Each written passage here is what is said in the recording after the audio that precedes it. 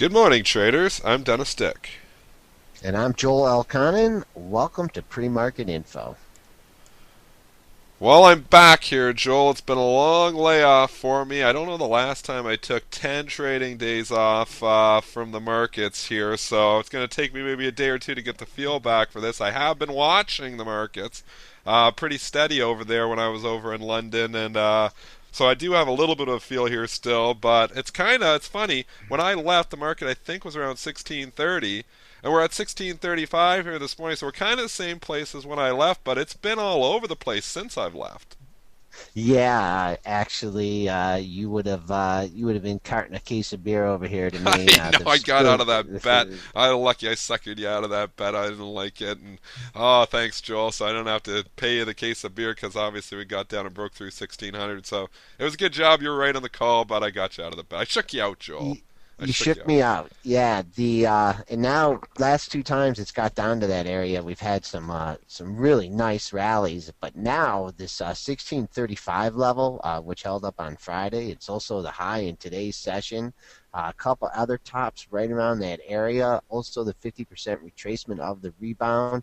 That is the area that Ben has to get us through on Wednesday.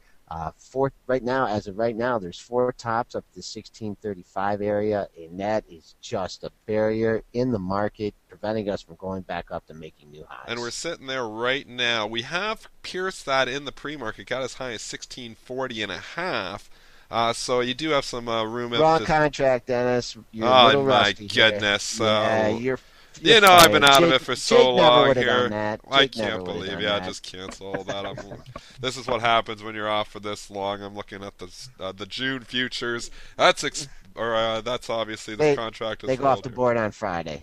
So I can still use that contract though. Yeah, So you can still use it's it, still just no one's going trading, to know what but you're that's not talking the one about. you're quoting right now. You're quoting the September. So, okay, let's move on to this gold here because you're trying to make it tough on me.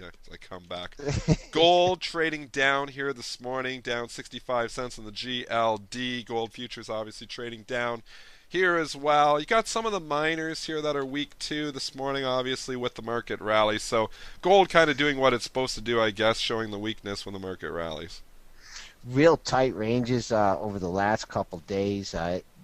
Bunching up at 1394. You had a double top there, and now resistance has moved down to 1392. Finding excellent support in the low 1370 handle. So gold is just probably waiting on see what Ben's up to on Wednesday as well. But until we can clear 1394, I'm still bearish on gold. On the downside, you got to crack the 4-day low at 1372.20 to get going on that on the downside. But really tight range. Yeah, getting ready to do something there one way or the other. Netflix in the news here this morning, signing a multi-year programming deal with DreamWorks. DWA is the symbol on DreamWorks. But go to that Netflix chart. I was actually looking at this chart over the weekend, looking at it. Kind of looked like a pretty decent setup here. I messed you up. You're looking at Apple.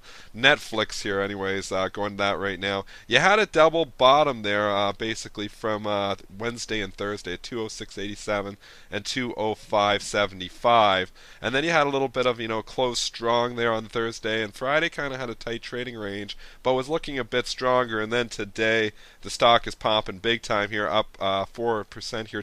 222.60 is where it's trading right now. So getting a good lift off this programming deal with DreamWorks. Yeah, they sure like it. They took it right up to 223, 223.60 on the initial new spike. Kind of wallowing back here around 222. So I'm using that as minor support. Did have a nice sell-off after making the high of the move at 248.85, and then you had the drop here. Could easily take back 50% of that move and perhaps trade up into the 230 here, but keeping an eye on the pre-market high 223.60. Then after that, you have a triple top between 227.50 and 228. So Yeah, that's your next major resistance area for Netflix. It's one of those deals that could get the stock just started, so I don't think this is going to be one that it fades back and gives it back. I wouldn't be surprised if it showed some continued strength here today. Since we talked about DreamWorks, you might as well talk about it. Yeah, DWA. what's the symbol on that? DWA. It's not a stock we talk about a lot, but it actually is up near 52-week highs. Is trading up just slightly here this morning. Very Ooh, light volume. Obviously, it's a big deal for Netflix there to work with DreamWorks, but at the same time, DreamWorks is getting a little bit of a lift here too. Bid $23 right now, and that actually, if it does open over 23, would push it up to a new 52-week high. right. You did have a former high at 22.99. You hit 22.95 on Friday, so definitely potential here for a breakout. I know if we look at the charts here, longer term, we can see the stock revisited that $23 is $23 huge. level. Yeah, 23 is huge. It got up there on early in November last year, and see if we have any other reference points. Well, above 23 here, Yeah, things could open I up think it here. could. Yeah, if it breaks out over that 23, it's look as like a classic breakout there. So that's I get interested in that stock if it does actually open over 23 and start to show some strength here today. Yeah, don't fall in love with it though. If you like go up to 23.10, all of a sudden you're trading back at 22.90. I'd really need to hold that 23. At least for the first. I like to see stocks hold that, a big number like that for a good 10, 15 minutes, and before you can really feel comfortable with the breakout. Some of the stocks here in the S&P in the top 10 components, Joel did adjust them on the Premarket Info site, but we've got Bank America and JP Morgan are actually members of the top 10 here now. Bank America trading up here this morning. So the financials just shows us how strong the financials have been, that you've got the top 10 S&P components by market cap now creeping up a couple more financials. Bank America, JP Morgan. Let's start with Bank America. It's trading up with fair value up at 13.21 right now.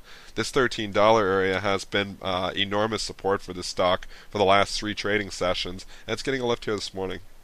Right, 1334 is what we hit in the pre-market trading, but what our traders need to keep an eye on here is the quadruple top. Last four highs between 1324 and 1328. That's the resistance. Can clear that with some momentum. Could go back up, perhaps test the recent high at 1355. And as well defined as the resistance is, so is the support in this stinking thing. Two lows at 1297 on Wednesday and Thursday, then it hit 1303 yesterday. So tight ranges the last 3 or 4 days, and now Bank America is pressing up against the upper end of that trading You're range. going to love this JP Morgan chart from the last 3 or 4 days because this stock has had virtually identical trading ranges for the last three trading sessions. It's been a long time since I've seen that. If you look back to Wednesday, the low was 52.96, Thursday the low was 52.97, and Friday the low was 52.91. And then if you look at the highs on Thursday, high was 54.10, high 54.24, high 54.13. Channeling stocks.com these 3 days, every time it gets to the 52.90s, they're buying them. Every time it kisses up into the 54s, they're selling them. Here it is this morning, trading up another 60 cents. I mean, resistance pretty well defined here. Yeah, I was thinking if we could just have gotten a flat open and being able to purchase this thing around 53, it would have really defined risk down to the 52.91. Now that since that's not going to be on the radar with the SPOOs trading up 13 points, you got to look at the upper end. 53.80 is what we hit in the pre-market. You're stepping ahead of that level, ahead of this all important $54 level. Last four highs between 54.05 and 54.24. So keep an eye on that 54.20 area. It's major resistance. What about, let's move away from the financials and look at the chart of Apple because this has been tight and not participating really this morning too much. It's up $2 here, but it's a stock. It's just kind of doing its own thing. Like even when I was watching it last week, market would be up. Apple was sometimes up, sometimes down. It's kind of got a mind of its own right now, but it is concerning because it just kind of continues to drift down.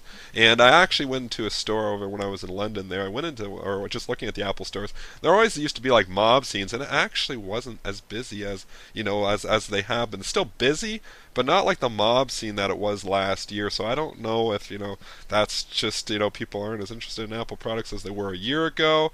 I don't know if that's, maybe, if the stock obviously pricing and had a bad, last 9 months here. So what's your take on the technicals here, Joel? Is this a I mean, stock? Yeah, it's like it's sleeping. It's like Yes, it's like not even part of the S&P. I mean, it's the second biggest component. 433.48, high in the pre-market. Uh, Double bottom here, big 428.50, number. 428.75. You're 4 points away from there, but if you're picking this thing up at 432, you got a 3 or 4 point, stop out area, and you do have some nice potential on the upside. But boy, it just can't find a catalyst to No, to shake it out of its doldrums. I mean, obviously the company's buying back the stock and providing support to it, but I don't know. I don't know what is going to shake this thing up. it's just concerning too that fact that over 50% of the revenues come from the iPhone. Obviously, they've been milking that for the last 2 years. Why they're such a cash cow because of the iPhone. But I think, like we've been saying, they need some type of innovative product. They need something new. They need a new driver. They need that catalyst. And I don't think earnings. It's all about new products and new innovations. And we haven't really seen anything here basically since Steve Jobs has passed. I don't know if they've got That something in the works, but it needs something to really get the stock started again. Otherwise, maybe it just continues to drift down in its doldrums.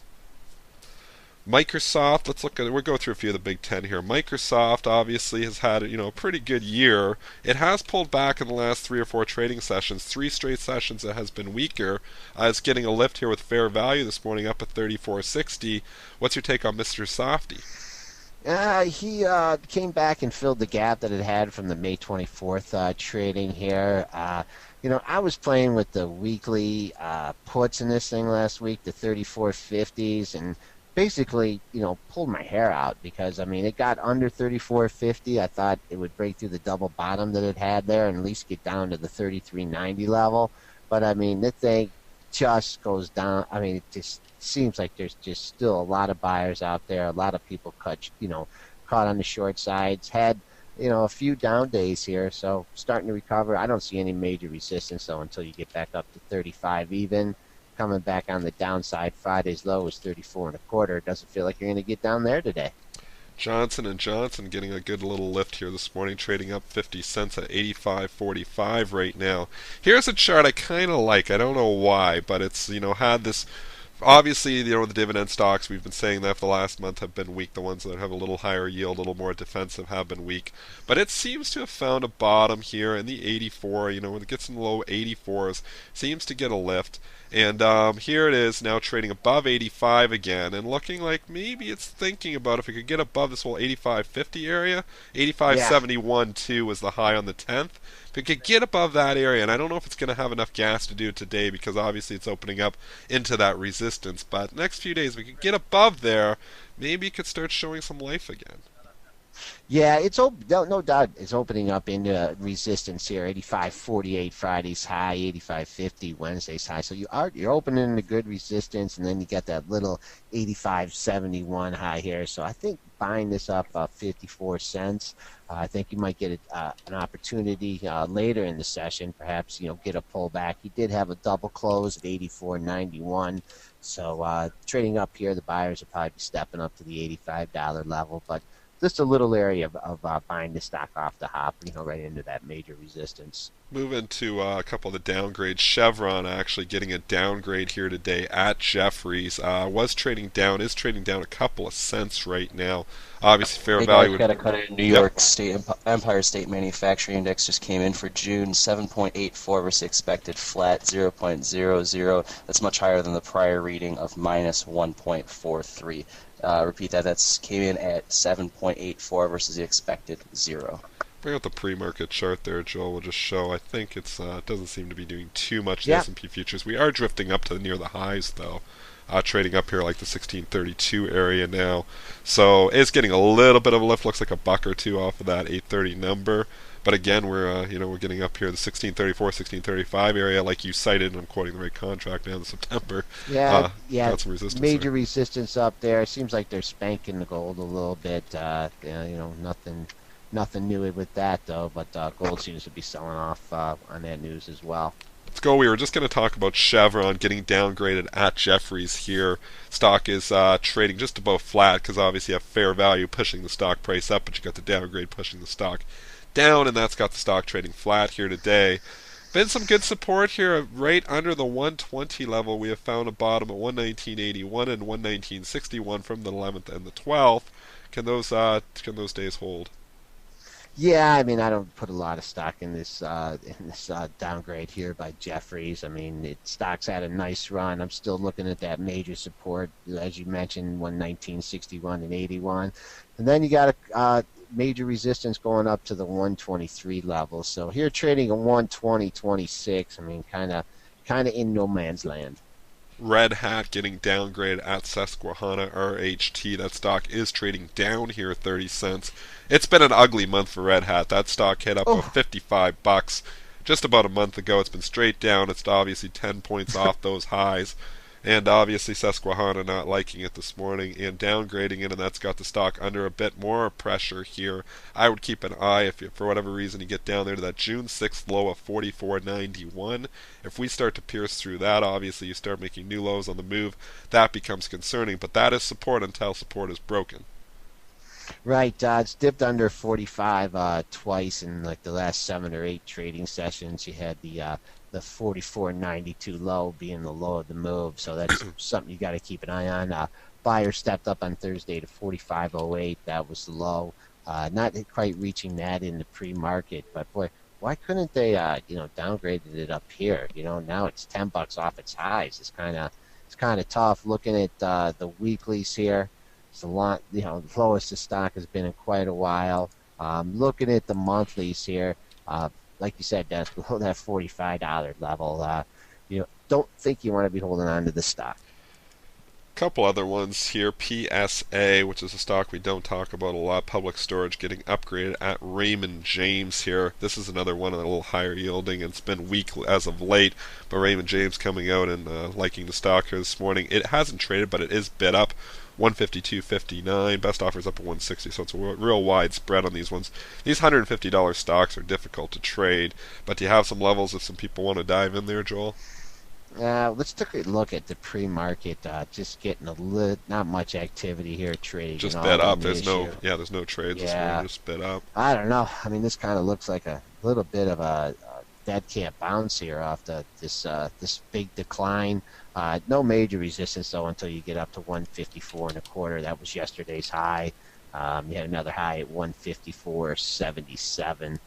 So those are, like you said, $150 stocks. I don't know how many people are trading that. The trade under 500,000 shares.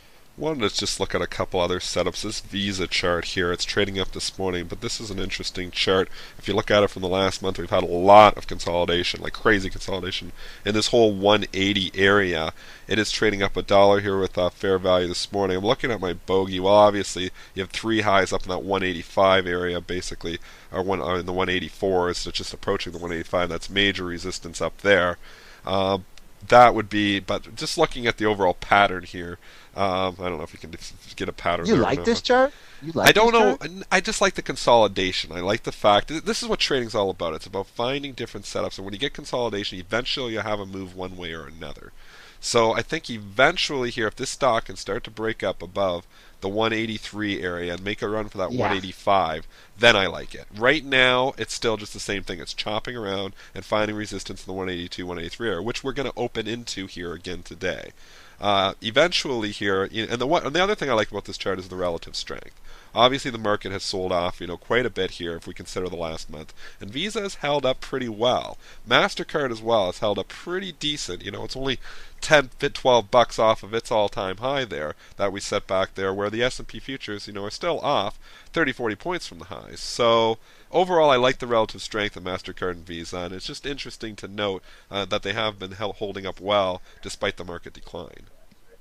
Okay, let's just move on. Barron's, comes out over the weekend, and they really had their bullish hat on in a couple different stocks. One of them was AMD. They're talking about them getting into the Main Street server competition, and one of their acquisitions is really starting to pay off for them. They're talking about this stock doubling here. I know a lot of people have been calling for this stock It to already double for a doubled. long time. Already Yeah. doubled. Where were they in April? The stock doubled Right. from 2 to 440 in April. So they But think it's going to double again? Yes, yep, they do. And the initial surge here on the Barons just took it up to 420, trading at 416. You can't really sneeze at the volume here. 700,000 shares have traded. So you see if you can get some follow through.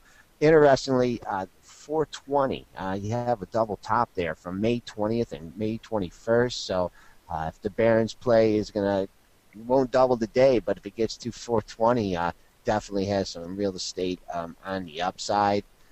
Barron's also had their bullish hat on Amgen. I know that that's a stock that you like. It's trading up. Yeah, I've liked that one for a while. Trading up in the pre-market. They like everything about that stock. Their products, their production, their pipeline. It's getting a boost in the pre-market. Trading just off the high, made a high at 99.15.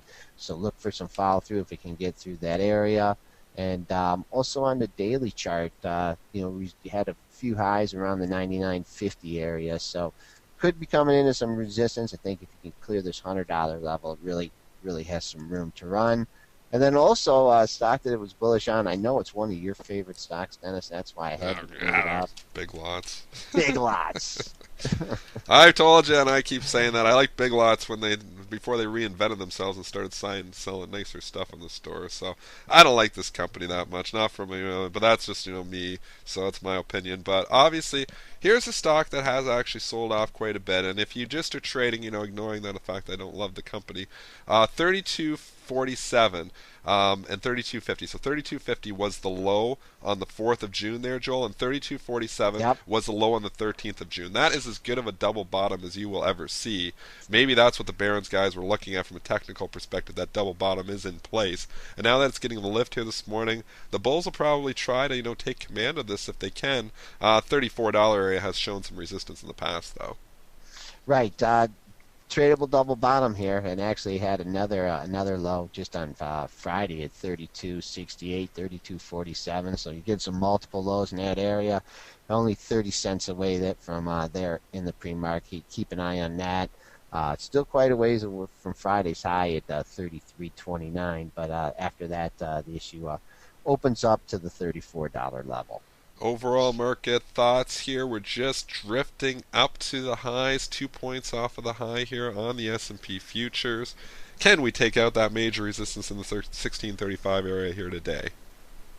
Sure doesn't feel like it, does it? I mean, we're hanging up here. We basically have matched Friday's range already here in the pre-market, so the trading day could be over. The high and low be in, but really keep an eye. 1635. That also marks the 50% retracement of decline that you've had off the high of the move at 79, 1679.75. Down to the 1590.50 low. So got a real good number to focus on today, folks. 1635. That's our show for today, guys. Have a great trading session, and we will be back at you tomorrow.